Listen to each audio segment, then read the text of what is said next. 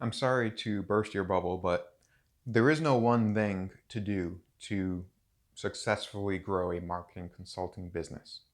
It's not possible. Here's the idea.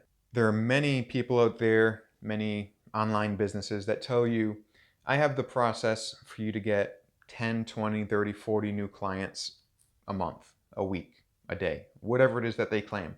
And we've all seen these crazy claims out there, and we're all very familiar with them. And I can promise you at the end of this video, there is not a claim of, well, I can tell you how to get your next one or two.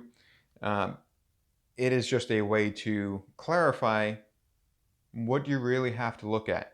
How do you really determine why those claims are typically untrue and overblown? There is no one thing that marketing consultants can do to successfully achieve having a successful business. That would be true of just about any profession.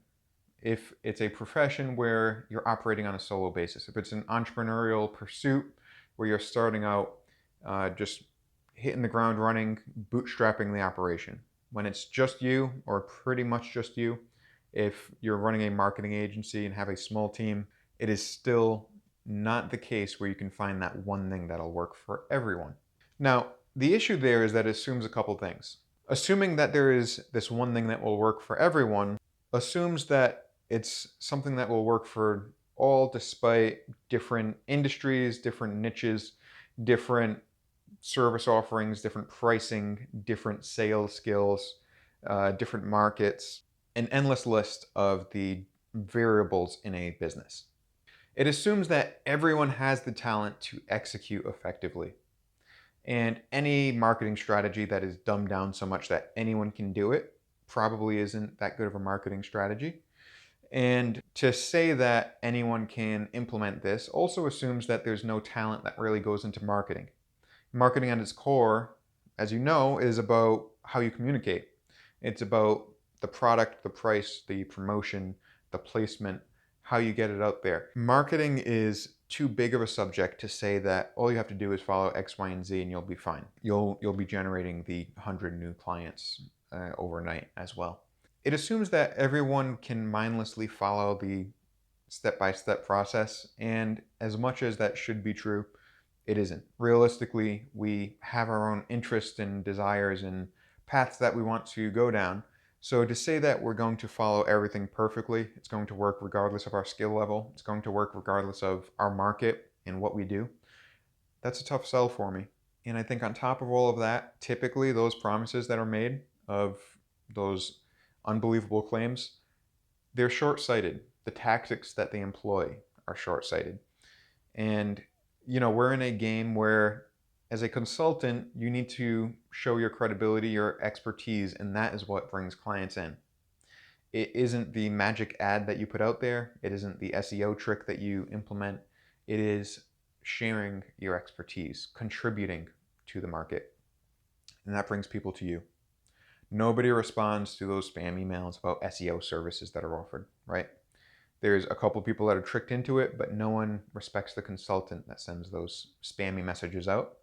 So to think that it's going to be any different, that someone's going to hire a consultant from one of these crazy, ninja tactics that are out there, it's a hard sell. So what I share is something that I refer to as personality-based marketing.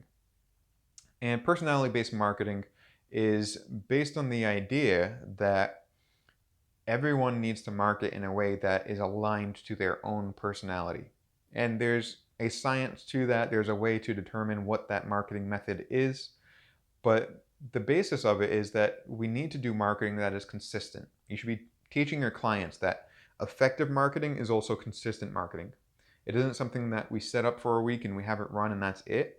It's something that we keep long term. We keep improving upon it. We keep executing it, but it builds up over time. The same is true in your business. It's more true in your business than any, because you need to have that consistency to see the results and to continue building a pipeline long term. If you're able to be consistent, that's great. And one of the aspects of consistency is making sure that you personally execute over time. And executing over time is a lot easier when you are engaged by what you're doing. And If you can find that activity that you're engaged by, that you're excited by, that you want to continue learning and improving upon, then that makes the whole process of marketing your business that much easier. Now, the consistency issues usually fall in one of two buckets. When you can't stay consistent with what you're doing, it's because you experience something called cognitive dissonance, or because you have a lack of vision of where this all takes you going forward. So, cognitive dissonance, this is a organizational behavior type of term. It goes back to a book called A Theory of Cognitive Dissonance. I believe it's by Leon Festinger, something along those lines. And this is way back to, I think, 1956.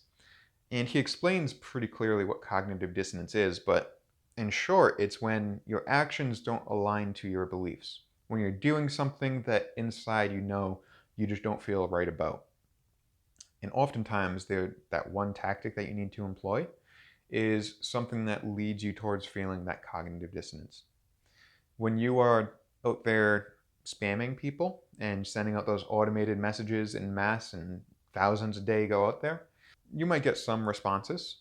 In my experience, and I've tried those kind of tactics before years ago when it was also not as common. The issue is you realize, well, you are basically spamming people. And you have an issue with that. You should have an issue with that because no one likes spam. It is inherently annoying. No one wants to deal with that. Now, you can justify and say, well, the right people are going to see it and respond, so I feel good about it, net positive, I'm not bothering anyone too much. But ultimately, people aren't really hiring consultants that spam them. That's not the way people go out and find consultants, not the way that people go out and engage with anyone that they really respect. And ultimately, it's not something that's going to show your credibility, your expertise. It's not going to hold you in the right light so that you can demand the top dollar, so that you can show why you are of value. So there's that issue of cognitive dissonance. And when you feel that way, when you feel that dissonance, it's going to make it difficult for you to get up every day and execute as you need to. The other aspect I mentioned was vision, and the lack of vision that comes with executing the activity.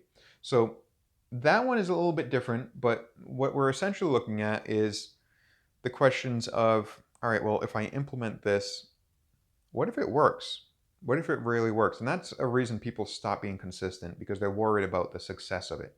If you don't know how your business operates, if you don't know how you're actually going to service clients, that's going to be a big issue. There's also the element of what ancillary benefits come out of this.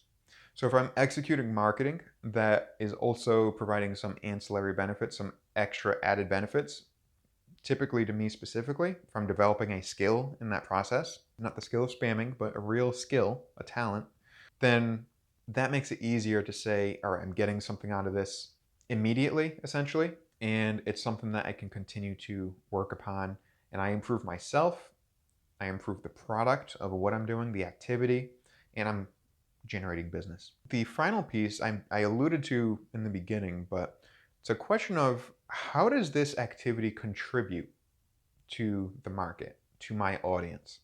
How am I coming from a place of contribution rather than just taking?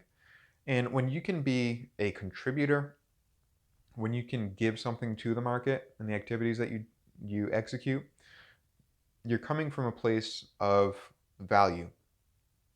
A place of value is a place of power, and in this type of business, it's the place that you need to come from. So there is no one thing that you can do.